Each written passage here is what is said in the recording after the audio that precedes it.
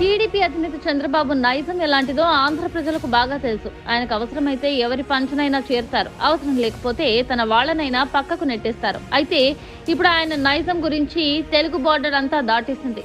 ఇతర రాష్ట్రాల వారు కూడా క్రిస్టల్ క్లియర్ గా ఆయన బుద్ధిని బయట పెట్టేస్తున్నారు. ప్రముఖ ఎన్నికల వ్యూహకర్త ప్రశాంత్ కిషోర్ చంద్రబాబుని చదివేసినట్లుగా ఆయన వ్యక్తిత్వాన్ని బయటపెట్టారు. పీకే చెప్పిన కమెంట్స్ నిజమని నిరూపించేలా చంద్రబాబు కూడా ప్రస్తుతం ప్రవర్తిస్తుండడం విశేషం. ఇంతకీ విషయం ఏంటంటే, ప్రశాంత్ కిషోర్ ఇటీవల ఓ మీడియా సంస్థకు ఇంటర్వ్యూ ఇచ్చారు. ఆ సమయంలో విలేకరి ఆయన్ను చంద్రబాబు గురించి ఓ ప్రశ్న అడిగారు. ఒకప్పుడు చంద్రబాబు మిమ్మల్ని తిట్టారు కదా, మరి ఆయనతో రీసెంట్ గా మీరు ఎందుకు భేటీ అయ్యారు అని అడిగారు. దానికి పీకే తాను చంద్రబాబు కోసం పని చేయడం లేదని స్పష్టంగా ప్రకటించారు.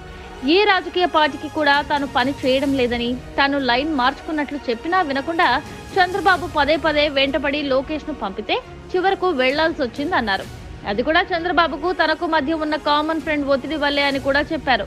చంద్రబాబు అందితే జుట్టు, అందకుంటే కాళ్లు పట్టుకునే రకం అనే విషయాన్ని చెప్పకని చెప్పేశారు. సరిగ్గా ఆయన అలా చెప్పిన కొద్ది రోజులకే చంద్రబాబు అచ్చం ఆ మాటలు నిజం చేసేలా ప్రవర్తించడం గమనార్హం. చంద్రబాబు ఢిల్లీకి వెళ్లి కేంద్ర హోంశాఖ మంత్రి అమిత్ షా, బీజేపీ జాతీయ అధ్యక్షుడు జేపీ నడ్డాతో భేటీ అయ్యారు. ఎలాగైనా సరే బీజేపీతో పొత్తు పెట్టుకోవాలనేది చంద్రబాబు ప్రయత్నం.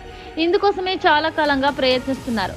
తాను అధికారంలో ఉన్నప్పుడు ఇదే అమిత్ షా కాన్వాయ్ పై రాళ్లేయించారు. అమిత్ షా పర్యటనలో బ్లాక్ బెలూన్లు ఎగిరేయించారు. అసెంబ్లీలో బయట నరేంద్ర మోదీని నోటికొచ్చినట్లు మాట్లాడారు.